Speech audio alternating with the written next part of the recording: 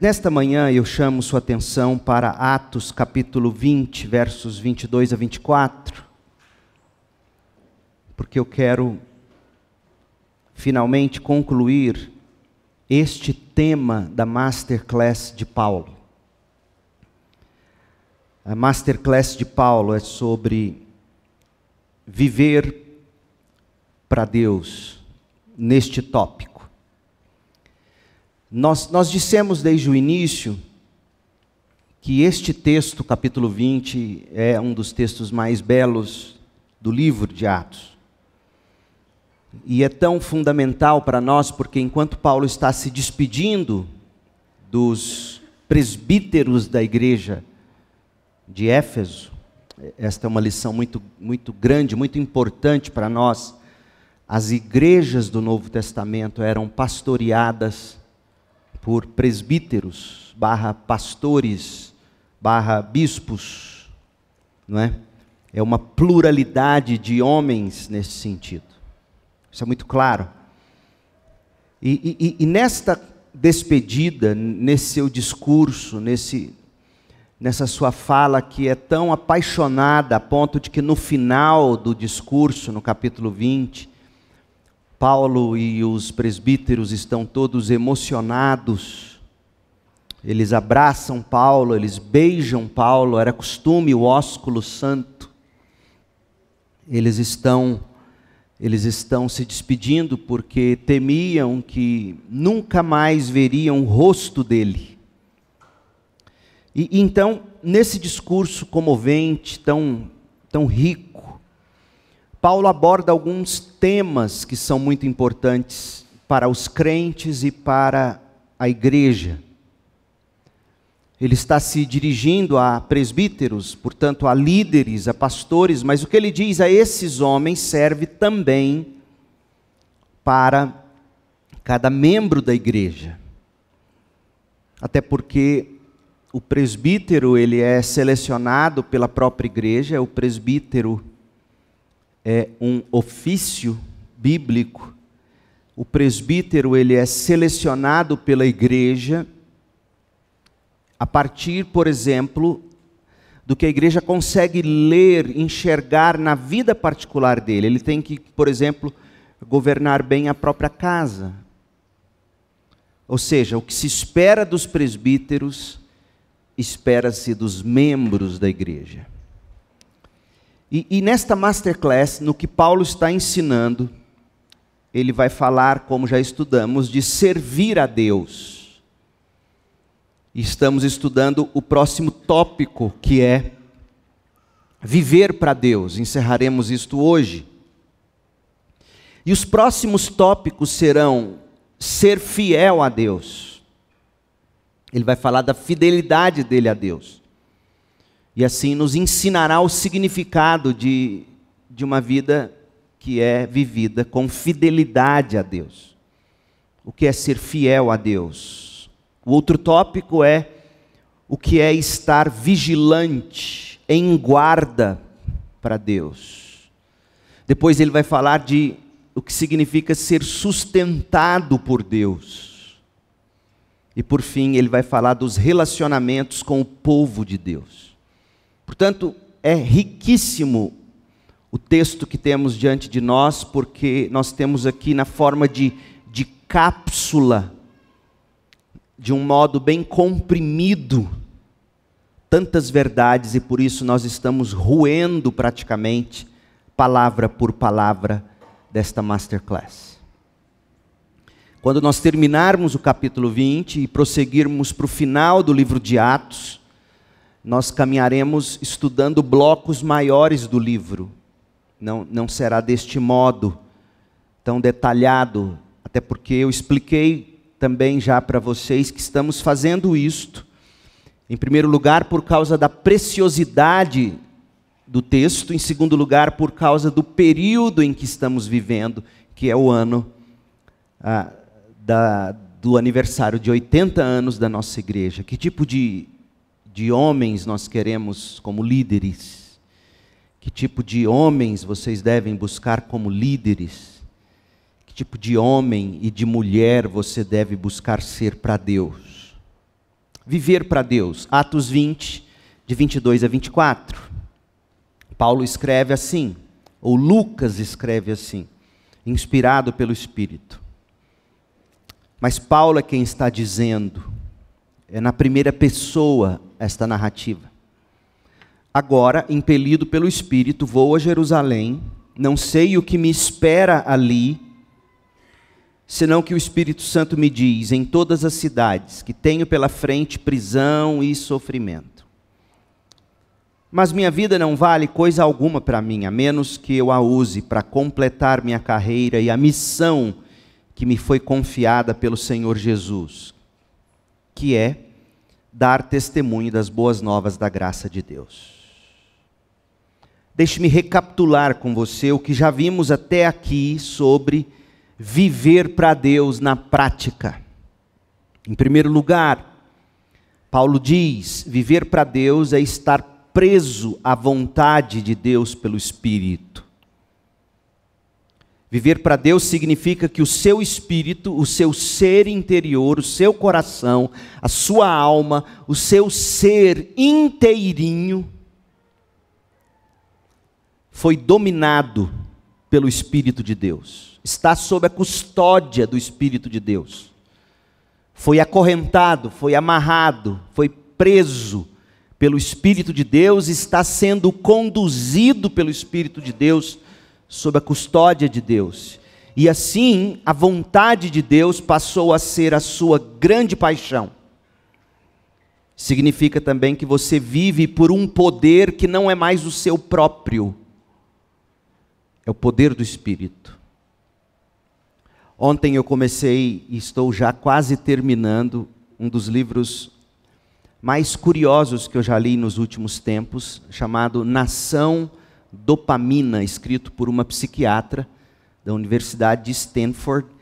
O livro é bastante impressionante para um leigo como eu. Muito impressionante. Mas falta o que só a palavra de Deus pode dar. O poder final para que alguém consiga vencer suas adicções, seus vícios, sejam esses vícios em substâncias ou motivados por comportamentos. O poder final para você romper com o vício é o Espírito de Deus. É você ser impelido pelo Espírito de Deus, ou seja, você viver sob a custódia do Espírito, no poder do Espírito. Paulo diz isso quando ele escreve, quando ele fala assim, verso 22, agora, impelido pelo Espírito, eu vou. Fui acorrentado, tenho uma nova paixão e sou movido por um novo poder. Segundo, viver para Deus é confiar que o futuro pertence a Deus e descansar nele, em Deus. Oh, meu povo, isso aqui é muito difícil. Aliás, não, vamos ser honestos. É impossível. A gente não consegue na nossa própria força. Olha o que Paulo diz, agora, impelido pelo Espírito, vou a Jerusalém, não sei o que me espera ali. Viver para Deus significa, na prática, contentar-se em viver pela fé, confiando, sem ter que saber em detalhes o que trará o amanhã. Isso é viver para Deus. Porque senão você será paralisado pelo medo. Você será conduzido a práticas pecaminosas, em busca de escape do medo, da ansiedade, da insegurança. Viver para Deus significa, na prática, contentar-se em viver pela fé, sem ter que saber detalhes sobre o que trará o amanhã. Terceiro, viver para Deus é ter coragem para prosseguir, mesmo em face do sofrimento. Porque veja, o medo com relação ao amanhã é o medo de sofrer. É o medo de sofrer. E Paulo diz, olha, agora impelido pelo Espírito, eu vou a Jerusalém, não sei o que me espera ali, senão que eu vou sofrer. Senão que o Espírito Santo me diz, em todas as cidades que tenho pela frente, prisão e sofrimento. O nosso maior medo é o de sofrer. Você pergunta para um crente o seguinte: você tem medo de morrer? Ele vai te dizer, não, não tenho. Mas eu tenho medo de sofrer morrendo. Não é assim? A gente não tem medo de morrer em si, porque a gente sabe o que tem depois da morte para nós em Cristo. A gente tem medo de sofrer enquanto está morrendo. Por isso que muitos pedem, eu quero ter uma morte rápida, instantânea. Tem pastores que chegam a dizer, eu quero morrer pregando. Já pensou eu morrer aqui? Para mim vai ser uma bênção, e para você ver eu caindo aqui? Uns vão dizer glória a Deus, ainda bem que eu vi. Outros vão chorar, eu sei, mas é esquisito eu morrer aqui. Ah, mas seria glorioso. A gente não tem medo de morrer, a gente tem medo de morrer sofrendo. E viver para Deus, portanto, é ter coragem para prosseguir, mesmo em face do sofrimento. Então veja, Paulo, até este ponto, ele tratou do seu e do meu coração no que diz respeito a viver para Deus. Porque viver para Deus, como qualquer coisa no cristianismo, começa com o seu coração e o meu coração. Então Paulo está dizendo, você quer viver para Deus? Primeira coisa, o seu coração tem que estar preso à vontade de Deus pelo Espírito. E o poder para você agir é também do Espírito. O seu coração tem que confiar que o futuro pertence a Deus e você tem que descansar. Você tem que ter aí no seu coração coragem para prosseguir, mesmo em face da dor, do sofrimento, da incerteza. Paulo tratou do seu coração. Porque ele sabe que se essas coisas não estiverem tratadas no seu coração, você não conseguirá ter a conduta que se espera de quem vive para Deus. Percebe? É por isso, crentes, por favor, entendam isso, sobretudo os mais antigos, os mais jovens, parece que os que estão se convertendo, conhecendo a nova fé em Cristo, e eles parecem que compreendem melhor, mas os mais antigos de igreja têm maior dificuldade quando a gente gasta tanto tempo com doutrina, com a teoria bíblica. Pastor, seja prático, me dê logo a prática, e eu desafio você a ler a Bíblia e ver se Deus já chega direto em práticas. Nunca será assim. Deus trata primeiro de doutrina, de conteúdo, porque são doutrinas, verdades, conteúdo, teoria, que transforma e fortalece o coração e encoraja o coração. Quando Jeremias diz em Lamentações, que me traga o Senhor à memória aquilo que me dá esperança, ele está dizendo, traga-me aquilo que eu devo crer, traga-me doutrina, traga-me conhecimento, para que isto domine, capture meu coração, e assim eu tenha coragem para prosseguir. Você precisa aprender a confiar, a se assentar para ouvir, para aprender, para ler. Pastor, mas eu não consigo ler. Tudo bem, você não consegue ler uma página inteira numa sentada? Leia um versículo. E diga a Deus que esse versículo me penetre. E medite sobre esse versículo. E pense sobre esse versículo. Porque é esse conteúdo que haverá de tratar seu coração para você ter condições de agir como deve agir vivendo para Deus. Então Paulo tratou do seu coração até aqui. Aí ele começa nas duas últimas lições do tópico Viver para Deus, ele vai dizer como é que você se deve comportar. Primeiro, viver para Deus é valorizar e anunciar. Valorizar no coração. Anunciar aquilo que você valoriza. Porque as pessoas vão saber. Você sabe quando alguém está te dizendo algo da boca para fora. As pessoas saberão se o que você está anunciando para elas é algo do seu coração.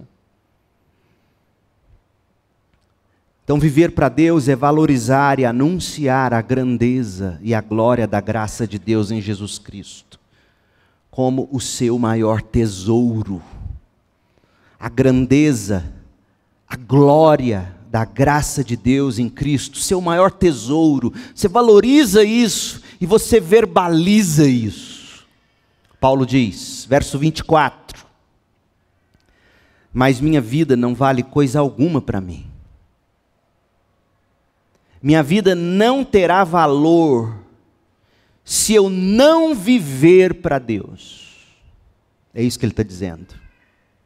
Mas minha vida não vale coisa alguma, a menos que eu a use para completar minha corrida e a missão que me foi confiada pelo Senhor Jesus.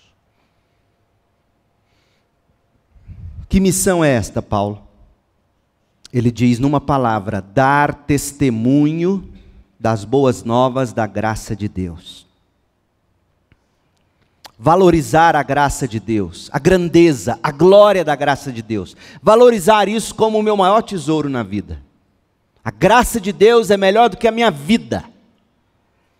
Por isso meus lábios te louvam. Salmo 63, 3.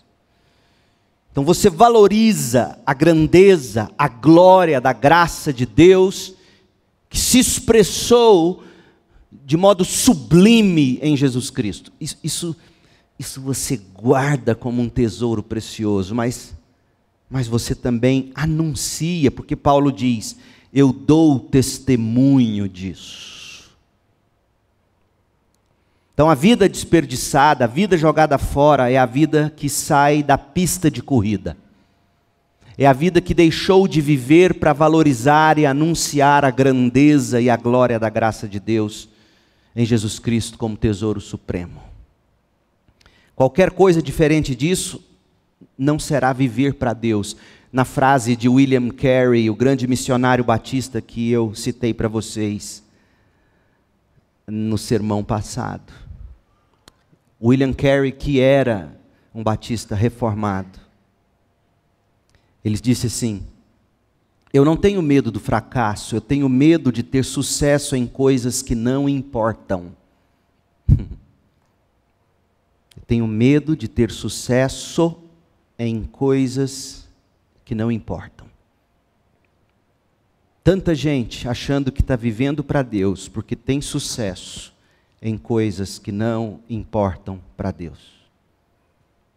E se não for para valorizar e para anunciar a grandeza e a glória da graça de Deus em Jesus como seu tesouro supremo, não terá importância você viver. Não importa o grau de sucesso que você conquiste profissionalmente, se não for para viver para isso. Foi o que nós vimos até a última mensagem, até a parte 3.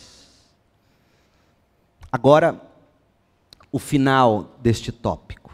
De modo prático, viver para valorizar e anunciar a grandeza e a glória da graça de Deus em Jesus Cristo como seu tesouro supremo significa o seguinte. Vamos pegar a última frase de Atos 20, 24. Porque Paulo está descrevendo aqui a carreira que ele corre e a missão que ele tem. A vida que ele vive e o alvo de vida que ele tem. Ele diz numa frase: dar testemunho das boas novas da graça de Deus. Daí, quando Paulo vai escrever aos Efésios, que é a igreja que estava sob os cuidados dos presbíteros que estão escutando isso, interessante isso. Você tem que ler Atos 20, sempre se lembrando do que Paulo escreveu aos Efésios. E depois do que Paulo escreveu a Timóteo, nas duas cartas, porque Timóteo estava pastoreando em Éfeso, ao lado de homens que estavam nesta masterclass de Paulo ali em Mileto. Interessante isso. Então, essa frase, dar testemunho das boas novas da graça de Deus, Paulo desembrulha ela, ele faz um unboxing dela, no capítulo 1, inteirinho, da carta aos Efésios. Capítulo 1 da carta aos Efésios é o que Paulo quer dizer com boas novas da graça de Deus. Você teria que... O que é isso, Paulo? Aí você teria que abrir Efésios 1, você vai fazer isso hoje à tarde, e vai ler e reler, e você vai entender com detalhes. Mas eu quero me deter nesta frase, dar testemunho das boas novas da graça de Deus. Por quê? Porque você quer viver para Deus, certo? Você quer viver para Deus na prática. Então vamos fazer o seguinte, nós vamos pegar essa frase de trás para frente, da última palavra para a primeira dela. Dar testemunho das boas novas da graça de Deus. Deus é o fim supremo da vida. Deus é o fim supremo de todas as coisas. Todas as coisas são de Deus, por Deus e para Deus, e por isso para Deus seja toda a glória, honra, domínio, louvor, majestade, etc. Deus é o fim supremo de tudo. Pedro entendeu isso. Então Paulo está dizendo, eu vivo para o fim supremo, Deus. Eu não vivo para mim mesmo, eu não vivo para minha carreira, eu não vivo para minha família. Em primeiro lugar, eu vivo para o fim supremo, Deus. Eu vivo para Deus. Uma das coisas que no primeiro momento foi mais ofensivas para a Cristiane, porque eu fui custoso, gente, custoso. Foi muita espora de Deus para me pôr no eixo. E eu tentando voltar com ela depois de tantas aprontadas, e um dia lá na pamonharia, Pamonha Oeste, melhor pamonha de Goiânia, deu água na boca. Pamonha Oeste. Eu disse, Cris, volta comigo. E ela não confiava em mim. Eu disse, Cris, volta comigo. Eu não vou te trair jamais. Porque eu temo Deus, eu amo Deus. Não vou te trair por causa de Deus. Na hora ela ficou irada. Não gosta de mim, tá vendo? Homem nenhum, mulher. Mulher nenhuma, homem, vai ser de fato fiel a você, se o fim supremo da vida dele ou dela não for Deus. O desfrute dele com Deus, o temor dele de Deus. Paulo entendia isso, e você vai ler as cartas dele todas, e ele vai colocar isso. Mas eu decidi ler para você um versículo de outro apóstolo, para mostrar para você como é que o que Paulo cria era atrelado ao que os demais apóstolos criam. 1 de Pedro 3,18. Pedro vai dizer qual é o propósito do Evangelho, das boas novas. Por que Jesus morreu na cruz? Por que a gente anuncia para as pessoas o Evangelho? 1 de Pedro 3,18, Pedro diz, pois Cristo também sofreu por nossos pecados de uma vez por todas. Então o Evangelho é o fato de que nós pecamos, nós merecíamos morrer, mas Cristo viveu a vida perfeita, morreu como substituto por nossos pecados e de uma vez por todas. Para qual fim, Pedro? Embora nunca tenha pecado, morreu pelos pecadores, ele repete, ele está deixando claro que Jesus nunca pecou, ele morreu pelos pecados de outros, pecados dos eleitos, suas ovelhas. Ele morreu pelos pecadores, a fim de conduzi-los para Deus. Foi para isso que Jesus morreu na cruz.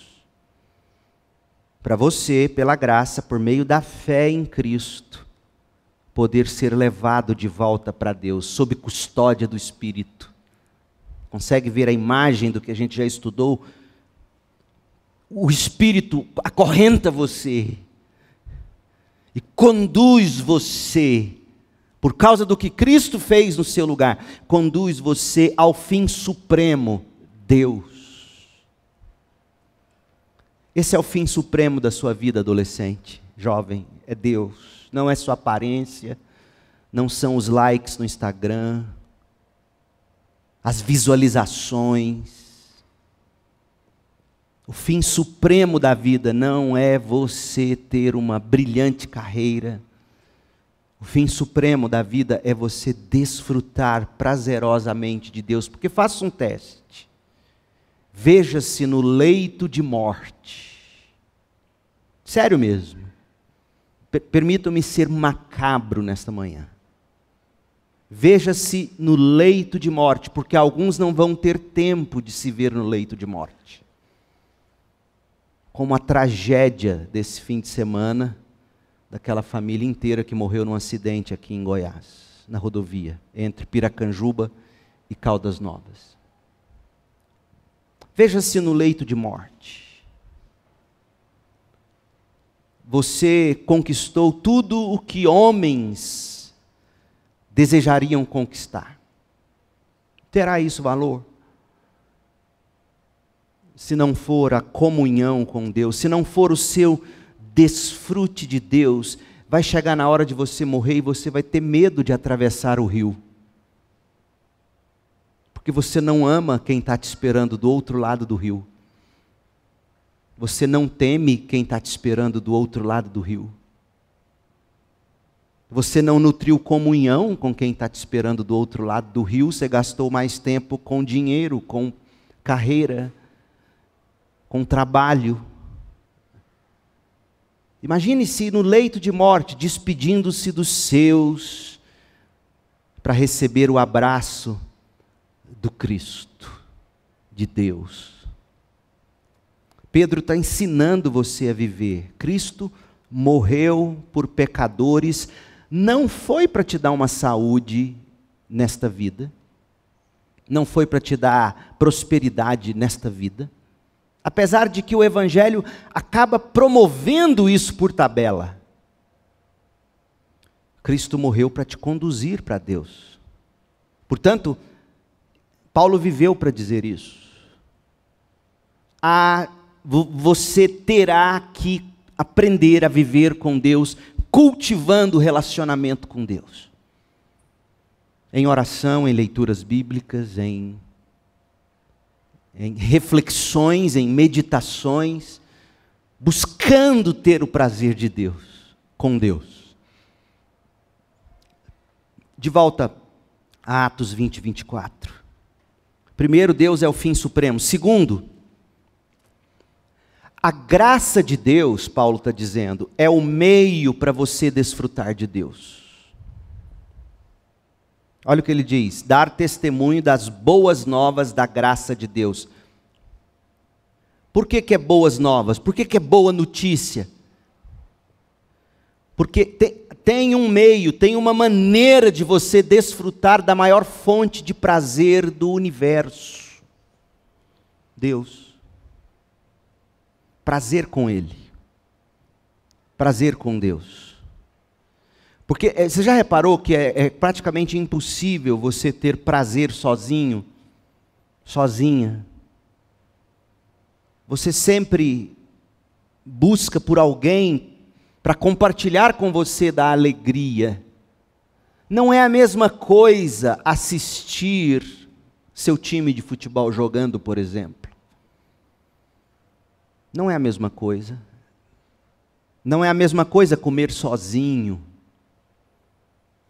Não é a mesma coisa comer sozinho, porque você só vai conseguir comer sozinho se estiver com a televisão ligada ou com o celular diante de você. Porque você não consegue comer sozinho. Não é assim? Nós somos criados para a comunhão com Deus. E uns com os outros em Deus.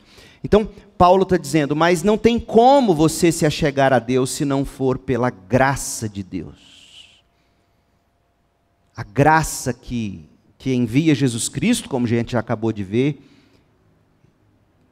a graça que te perdoa, que te chama eficazmente, que te justifica, que te coloca diante de Deus. Pedro conhecia muito essa graça de que Paulo fala. Deixe-me ler para vocês uma das coisas que para mim são as coisas mais lindas que Pedro já escreveu. 1 de Pedro 5, 10 a 12. Sobre a graça de Deus. Deus, Pedro diz, em toda a sua graça, os chamou. Agora, o verbo chamar aqui, gente, não é a mesma coisa de, oi, psiu, quer vir comigo? Não. Esse chamado aqui é o que os teólogos chamam de chamado eficaz. É o mesmo chamado que Jesus fez a Lázaro. Lázaro, vem para fora. É o chamado que produz vida. Há pregadores ao longo da história que disseram que Jesus teve que dar nome, porque senão todos os defuntos teriam saído do túmulo. Vem para fora, todos. Tamanho poder do chamado de Deus. Mas ele diz, Lázaro, vem.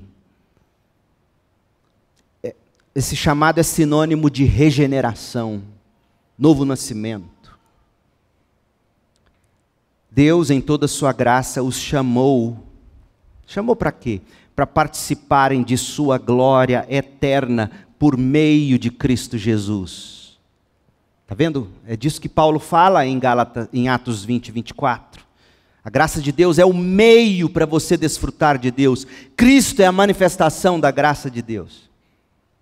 Tanto que na bênção apostólica destaca-se o amor de Deus Pai e o que do Filho Cristo? A graça de Jesus Cristo e a comunhão do Espírito. Então, Deus, em toda a sua graça, os chamou para participarem de sua glória eterna por meio de Cristo Jesus. Assim, e olha o que Pedro vai dizer, depois que tiverem sofrido por um pouco de tempo, depois que tiverem sofrido por um pouco de tempo, Pedro toma como garantia que nós iremos sofrer. Paulo já falou disso na Masterclass. Depois que tiverem sofrido por um pouco de tempo, parece que Pedro conhecia os medos do próprio coração e das pessoas, medo de sofrer, medo de morrer sofrendo. Aí Pedro diz, será por pouco tempo, console-se com isso. Não se console com a ideia, não, bate na madeira, ninguém merece. Não é assim que se consola. Consola-se sabendo, haverá sofrimento, mas será por pouco tempo. Ele os restaurará, os sustentará e os fortalecerá e os colocará sobre um firme alicerce. A Ele seja o poder para sempre. Amém. Mas aí ele completa. Verso 12. Olha por que ele escreveu a carta. Escrevi e enviei esta breve carta com a ajuda de Silas. Silas o auxiliou. Talvez Pedro ditando e Silas escrevendo. Talvez Silas dando ideias também pela iluminação do Espírito, mas o fato é que Pedro teve o auxílio de Silas, que agora estava entregando a carta para esses irmãos, a quem lhes recomendo como irmão fiel. Meu objetivo ao escrever, é isso que você tem que fazer, gente. Quando você for ler um livro, leia a capa e leia a conclusão. Sério mesmo, você entender. No momento em que você entende o que Pedro está dizendo, ele está explicando por que ele escreveu a carta. Então, se você sabe, a hora que você voltar para o capítulo 1, você vai saber, eu tenho que ler com aquilo que está em 1 Pedro 5,12. Tenho que ler com aquilo em mente. Para que Pedro escreveu essa carta? Meu objetivo ao escrever é encorajá-los e garantir-lhes que as experiências pelas quais vocês têm passado, experiências de sofrimento, que ele acabou de falar disso, os sofrimentos pelos quais vocês têm passado, não são maldição. Veja bem, tem crente aí fora que vai dizer que é maldição, que é pecado escondido. Em Cristo não existe maldição sobre crentes, nem a enfermidade. Em Cristo a enfermidade não é maldição.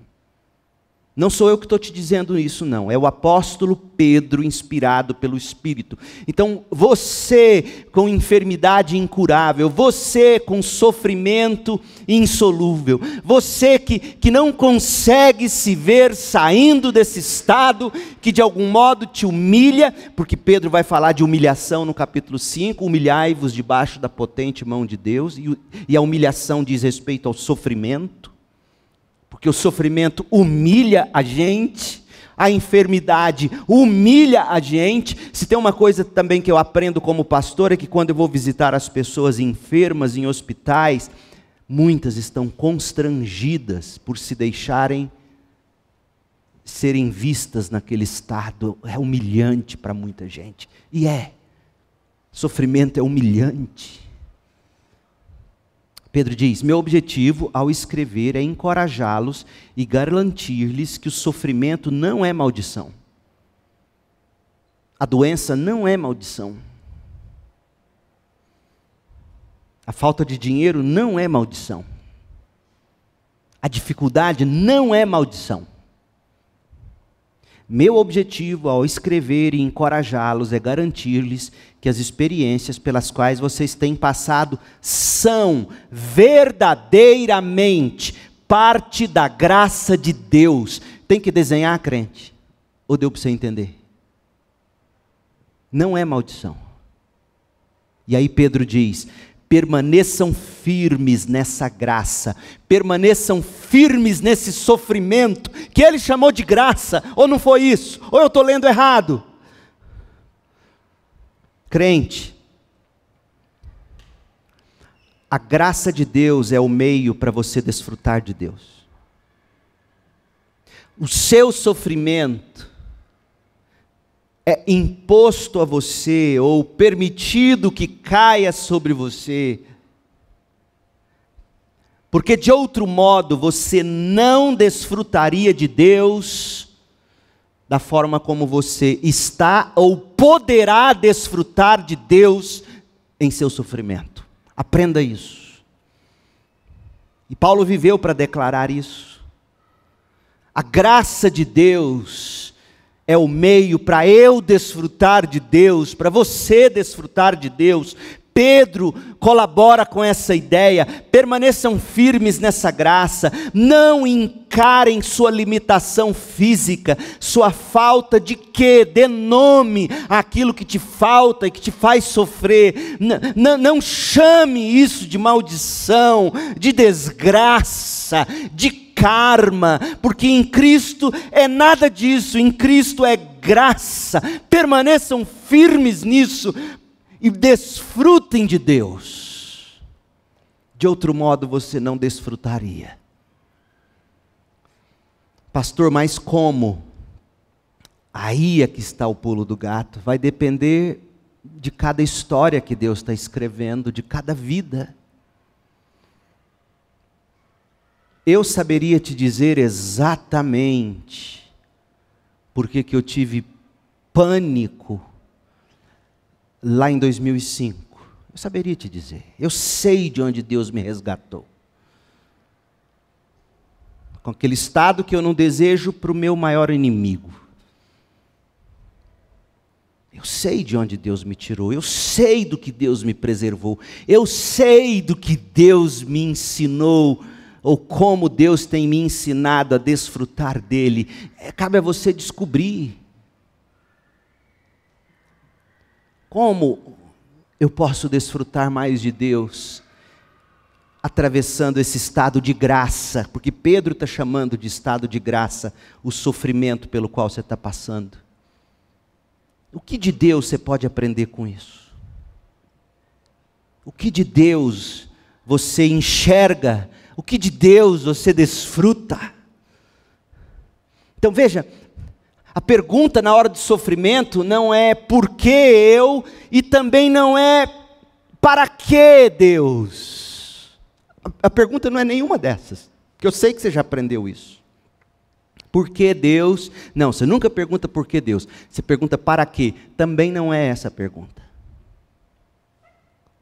A pergunta é: quem é Deus em meio a tudo isso? Revela-se a mim em tudo isso. Essa é a pergunta. A graça de Deus é o meio para você desfrutar de Deus. Por isso Paulo diz: eu vivo para dar testemunho das boas novas, da graça de Deus. Terceiro lugar, Atos 20, 24, a última frase. Paulo fala do Evangelho. Dar testemunho das boas novas, do Evangelho, da graça de Deus. O Evangelho é a verdade pela qual você deve viver. As boas novas, que é sinônimo de Evangelho, é a verdade pela qual você deve viver. Você não vive de sentimento. Coloque isso na sua cabeça, crente.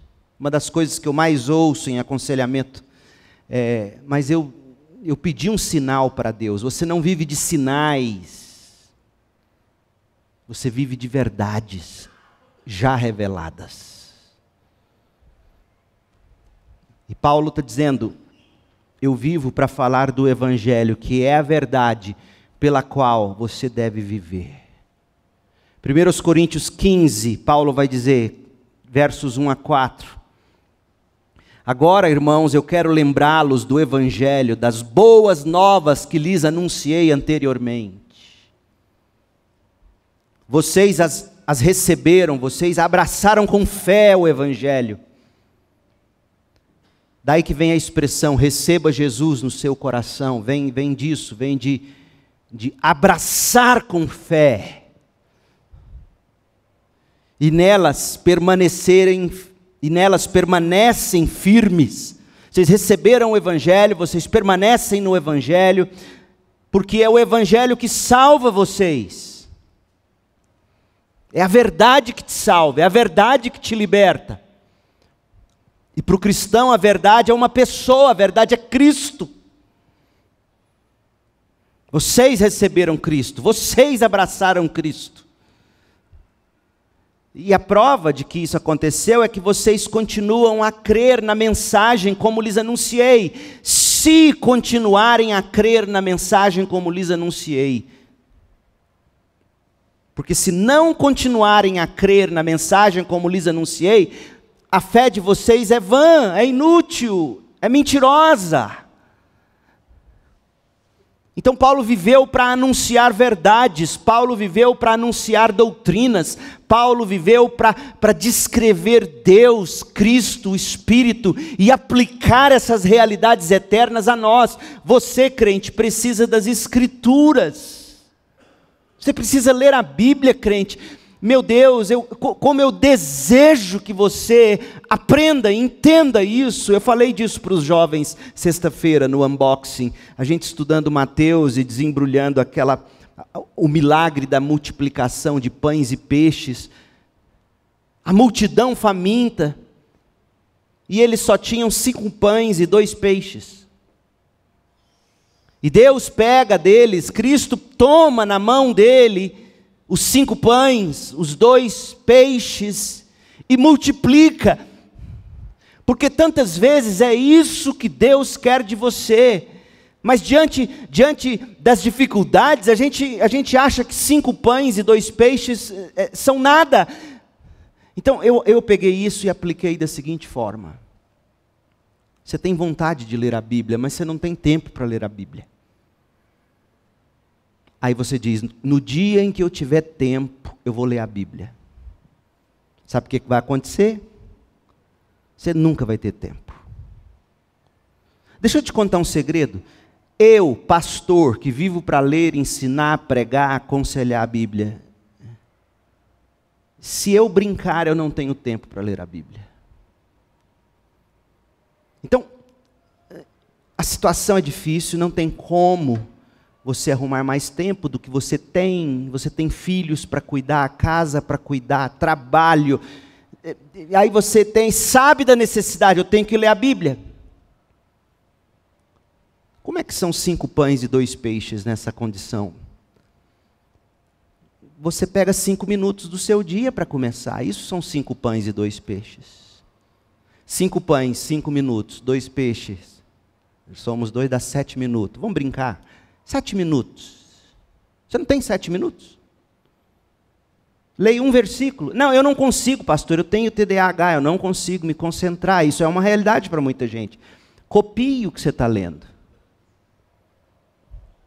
Pega 5 pães e 2 peixes. Pastor, eu não consigo ler tanto. Não tem problema, leia menos. Leia uma coluna da página da Bíblia. Leia metade daquela coluna. Leia um verso, leia 2. Mas pegue os 5 pães e 2 peixes que você tem e entregue a Deus. A mesma coisa é financeiro.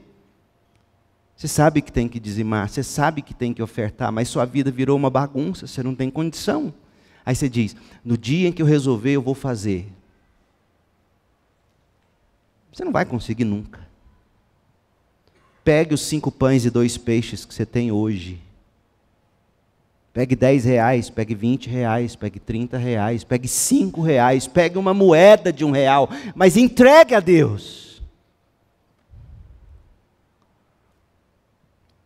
Porque você vive de verdades, e a verdade é revelada na Bíblia. Você precisa ler a Bíblia, crente. Não me interessa se você não consegue fazer o plano de leitura de 4 colunas. Leia um capítulo, leia 2, leia meio. Eu acho que você já entendeu. Pegue 5 pães e 2 peixes e entregue para Deus. Fala, Deus, é o que eu consigo. É o que eu tenho. Toma nas suas mãos, multiplique. Com o tempo você vai descobrir que sobraram 12 cestos cheios. Faz esse teste. Entregue isso para Deus. O Evangelho é a verdade pela qual você vive. E para você absorver o Evangelho que Paulo anunciou, que Paulo escreveu, você precisa ter contato com ele, você tem que ler, você tem que ouvir. Pega o Spotify, aplicativo aí gratuitamente, ouça a Bíblia NVT de graça no Spotify, meu Deus do céu. Você não tem desculpa. Vai para a academia, vai para a esteira, ouvindo capítulo 1. Ah, não entendi nada. Volta no início do capítulo 1. Não entendi nada. Volta no início do capítulo 1. É uma briga, não é exagero, eu não estou brincando, eu não estou encenando. É uma luta, é uma batalha. Eu já te contei a história do John Piper, que lendo a Bíblia, acordando cedo, com sono, dormia em cima da escrivaninha, ele descobriu, eu vou começar a ler andando. Aí ele andava com a Bíblia na mão, dentro do escritório em casa, de um lado para o outro, lendo. Quem visse achava que ele estava doido, mas era a maneira dele estar em pé, lutando com o próprio corpo, porque ele sabe que o Evangelho é a verdade pela qual nós vivemos. Em quarto lugar, Paulo falou de Deus como a realidade suprema, falou da graça de Deus como meio para desfrutar de Deus, falou do Evangelho como a verdade pela qual a gente não vive de sinais, a gente não vive de experiências, a gente não vive de sentir para saber se é de Deus ou não, a gente vive do que Deus diz.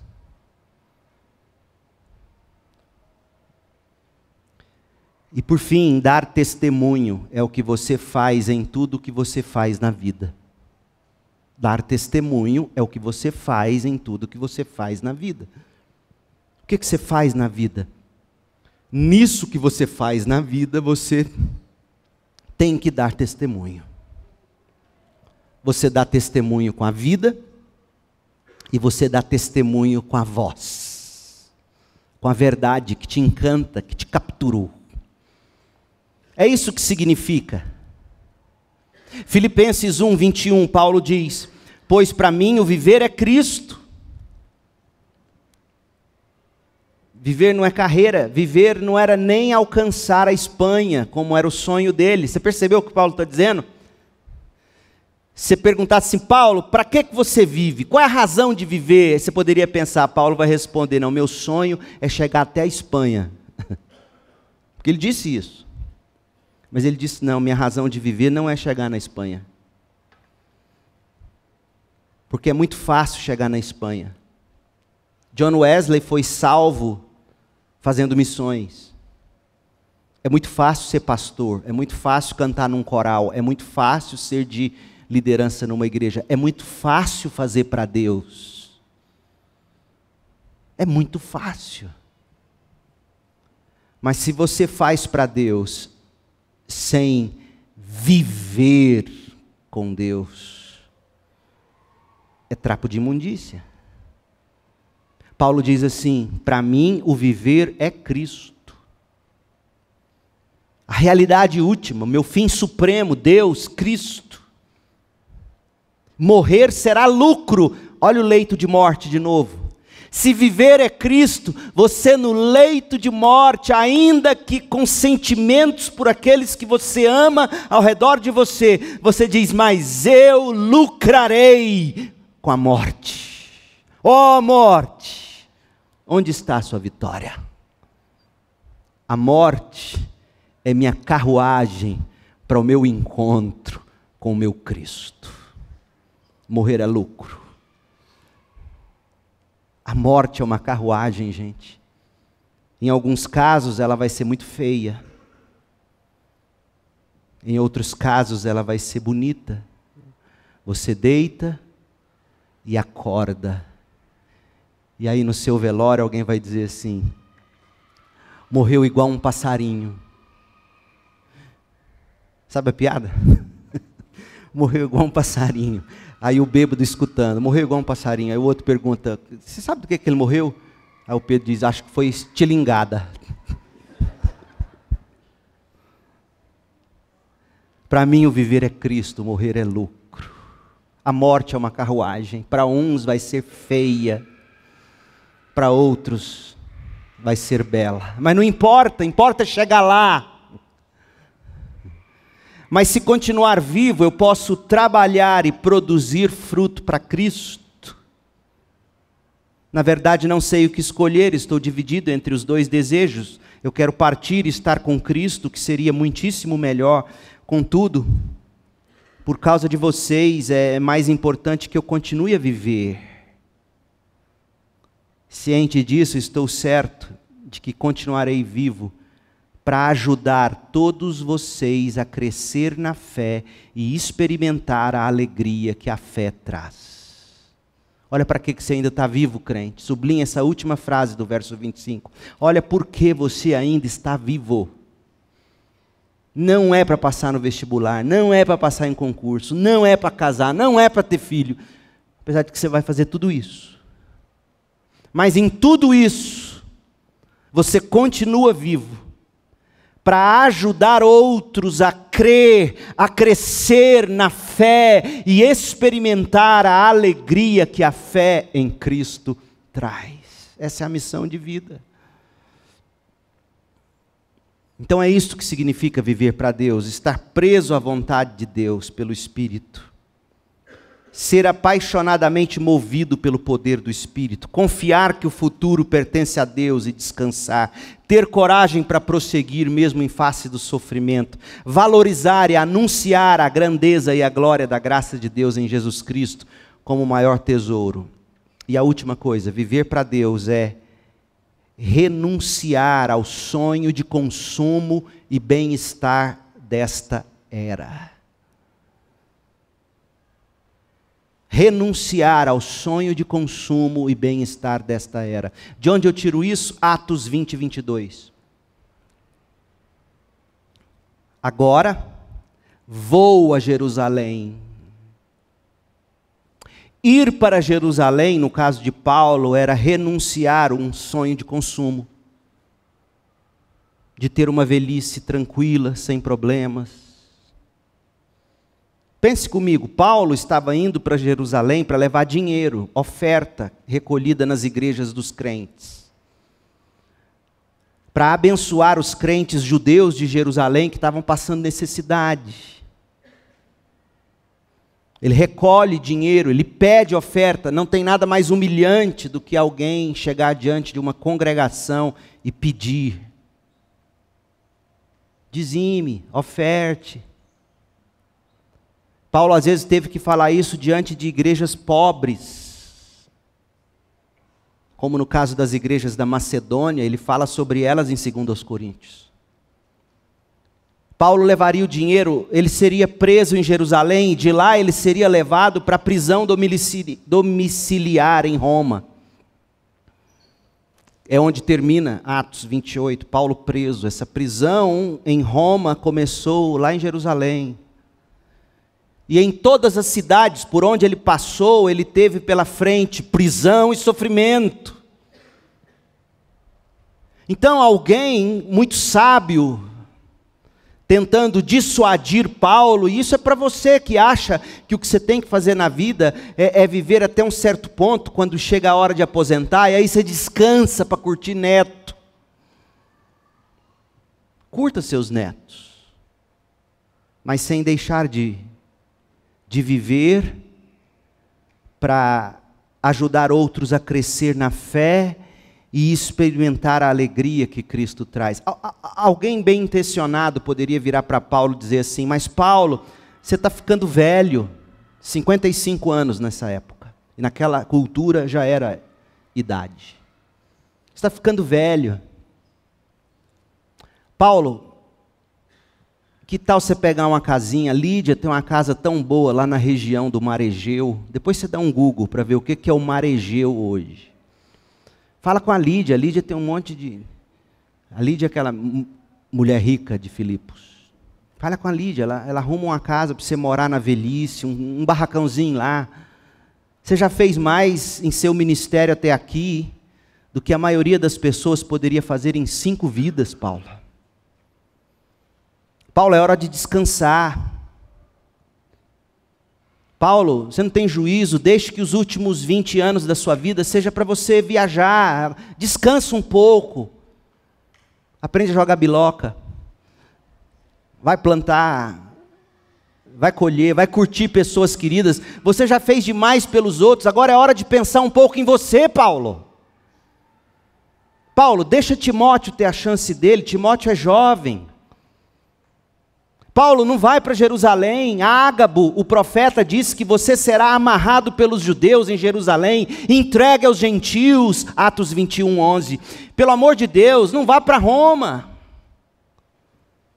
Tire da cabeça o plano maluco de ir para a Espanha, Paulo. Que história é essa? Você já está velho, você na sua idade, você vai morrer na viagem, não é prudente. Paulo, não é o sonho de consumo e bem-estar desta era para os anos do pôr do sol da sua vida. Paulo tinha 55 quando ele diz essas palavras, e ele viveu só mais 10 ou 11 anos, porque ele morreu com 66, 67 anos. E morreu por ser teimoso. Morreu por não querer ceder ao sonho do bem viver na velhice. Vai viver de excursão, Paulo. Vai gastar aposentadoria com viagens. Você até dá seu dízimo. Mas vai viajar, vai fazer cruzeiros. Vai para Caldas Novas. Vai... De jeito nenhum, Paulo responde. Agora eu vou a Jerusalém. E eu vou a Jerusalém porque eu estou impelido pelo Espírito. Eu vou a Jerusalém, sim. Realmente eu não sei o que me espera ali, senão que o Espírito Santo me diz: em todas as cidades que tenho pela frente, prisão e sofrimento me aguardam. Mas que importa? Do que importa? Minha vida não vai ter valor algum se eu estiver brincando de barco e pescando no Mar Egeu, sem dar testemunho do Evangelho, da glória e da graça de Deus. Minha vida não vale coisa alguma, a menos que eu cumpra termine a carreira, a corrida e a missão que me foi confiada, eu quero dar testemunho das boas novas da graça de Deus. Meu povo, para Paulo, no Novo Testamento, você vai procurar aonde você quiser no Novo Testamento e não vai encontrar. Não tinha essa de se aposentar e dar testemunho do Evangelho da graça de Deus, ou deixar de dar, não tinha. Você pode até mudar de profissão, de emprego, você pode até parar de trabalhar e viver da aposentadoria, não tem problema. Só que jamais deverá parar de dar testemunho do Evangelho da graça de Deus. Custe o que custar. Sabe por quê? Porque Paulo sabia que a vida em Cristo, crente, ponha isso na sua cabeça, a vida em Cristo nunca segue na direção da noite ou da escuridão da morte. A vida em Cristo sempre segue na direção do meio-dia e da vida. Deixa eu te dar um texto para você que tem medo de morrer, de envelhecer e morrer. Provérbios 4:18. O caminho dos justos é como a primeira luz do amanhecer. Ou seja, cada passo que você dá em Cristo, não importa se aos 10 ou aos 100 anos, cada novo passo é como a primeira luz do amanhecer, que brilha cada vez mais até o dia pleno clarear. Guarda isso no seu coração. Em Cristo você nunca caminha sentido escuridão.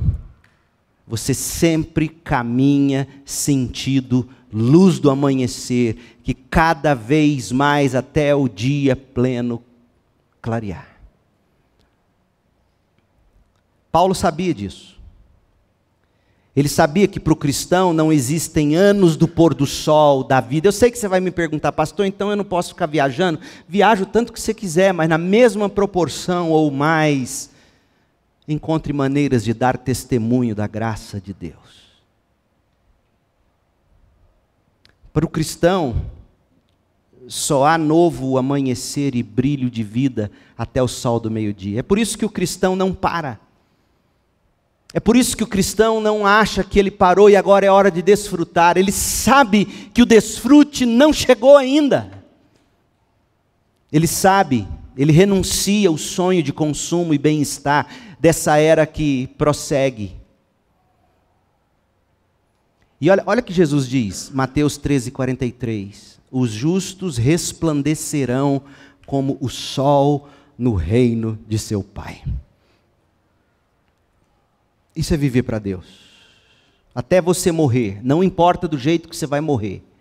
Não importa a idade com a qual você vai morrer. Não importa se será com ou sem sofrimento. Você tem uma maratona, você tem um ministério a ser realizado. E se você não viver assim, você terá desperdiçado a sua vida. E é melhor perder a vida do que desperdiçá-la. Viva para Deus, crente. A recompensa? Paulo fala em 2 Timóteo 4. Quando ele está finalizando a vida dele, escrevendo para Timóteo, pastoreando em Éfeso, ele diz, eu terminei a corrida da qual eu falei em Atos 20:24. Eu permaneci fiel, agora o prêmio me espera, agora sim eu vou me aposentar. O prêmio me espera, a coroa de justiça, que o Senhor mesmo, o justo juiz, colocará sobre a minha cabeça. Mire nisso, crente. Mire nisso. Estar preso à vontade de Deus pelo Espírito, confiar que o futuro pertence a Deus e descansar, ter coragem, ter fé para prosseguir mesmo em face do sofrimento, valorizar e anunciar a grandeza e a glória da graça de Deus em Jesus Cristo como seu tesouro supremo e renunciar o sonho de consumo e bem-estar desta era. Considere perder a sua vida sem desperdiçá-la para você ganhar a coroa de recompensa. Viva para Deus. Eu vou terminar com algumas frases agora. Você já ouviu falar de Jim Elliot? Jim Elliot foi um dos missionários, dos 5 que morreram no dia 8 de janeiro de 1956, enquanto eles participavam da Operação Alca, que era uma tentativa de evangelizar índios ou povos nativos do Equador. Jim Elliot tinha 29 anos quando ele morreu. E ele deixou um tesouro que ainda não está em português, que são seus diários. A coisa mais linda que tem é você ler diários de homens e mulheres que andaram com Deus. O que tem em português é a história da vida dele, escrita pela viúva Elizabeth Elliot. O livro se chama Através dos Portais do Esplendor. Eu acho que todo adolescente tem que ter esse livro. Todo jovem tem que ler esse livro. Enfim. Mas deixe-me ler para vocês 10 frases curtas de Jim Elliot, extraídas do diário dele, para encorajar você a viver para Deus. Primeira frase. Escuta essa, se você está querendo um grande chamado de Deus para fazer a obra de Deus. É interessante isso aqui. Nós não precisamos de uma grande chamada de Deus. O que realmente necessitamos é de um bom chute no traseiro. Está claro, crente? O chamado é para todos. O chamado é para todos. Você não precisa de um grande chamado, você precisa do equibalô. Enviar. Você não precisa de um grande chamado de Deus. O que realmente necessita é de um bom chute no traseiro. E eu espero que nesta manhã Deus tenha te dado um. Segunda frase. Aqueles que conhecem o grande e terno coração do Senhor certamente serão levados a negar seus próprios amores para participar da expressão do amor de Deus. Aqueles que conhecem o grande e terno coração do Senhor certamente serão levados a negar seus próprios amores para participar da expressão do amor de Deus. A terceira frase é conhecida. Não é tolo aquele que abre mão do que não pode reter a própria vida. Não é tolo aquele que abre mão do que não pode reter para ganhar o que não pode perder, a coroa de justiça. Quarto, a eternidade irá ao mesmo tempo abrir os olhos e calar bocas. Uau! Não se conhece um homem pelo seu sorriso ou talentos. Conhece-se alguém pela capacidade de suportar grandes sofrimentos. E numa era em que sempre tem um analgésico para alguma coisa. Não se conhece um homem pelo seu sorriso ou talentos, mas pela capacidade de suportar grandes sofrimentos. Deus está no trono, nós estamos aos seus pés. Entre nós e Deus existe apenas a distância de um joelho. Que lindo. Deus sempre dá o seu melhor para aqueles que deixam a escolha com Ele. Toma essa, adolescente, jovem. Deus sempre dá o melhor para aqueles que deixam a escolha com Ele. Não escolha namorado. Deixa Deus escolher. Onde quer que você esteja, esteja lá por completo. Viva ao máximo todas as situações que você acredita ser a vontade de Deus. Penúltimo, quando chegar a hora de morrer, essa aqui é forte. Quando chegar a hora de morrer, certifique-se de que tudo que você tem a fazer é morrer. Uau!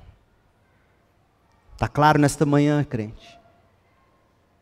Quando chegar a hora de morrer, certifique-se de que tudo que você tem a fazer é morrer.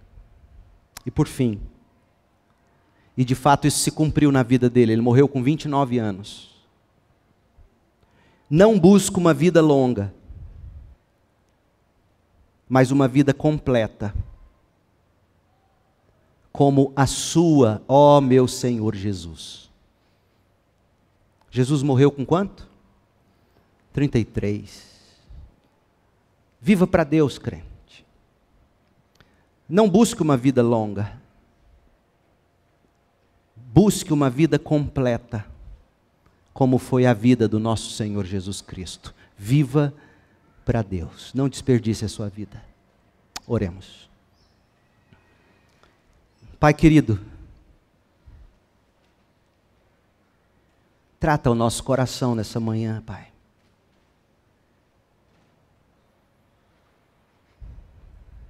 Só o Senhor mesmo pode pegar os 5 pães e 2 peixinhos que eu acabei de entregar e multiplicar isso no coração de todos nós.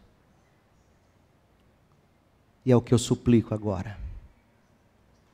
Pedindo ainda que a graça do Senhor Jesus Cristo, o amor de Deus Pai e a consolação do Espírito estejam sobre nós, o teu povo, hoje e até Jesus voltar. Amém.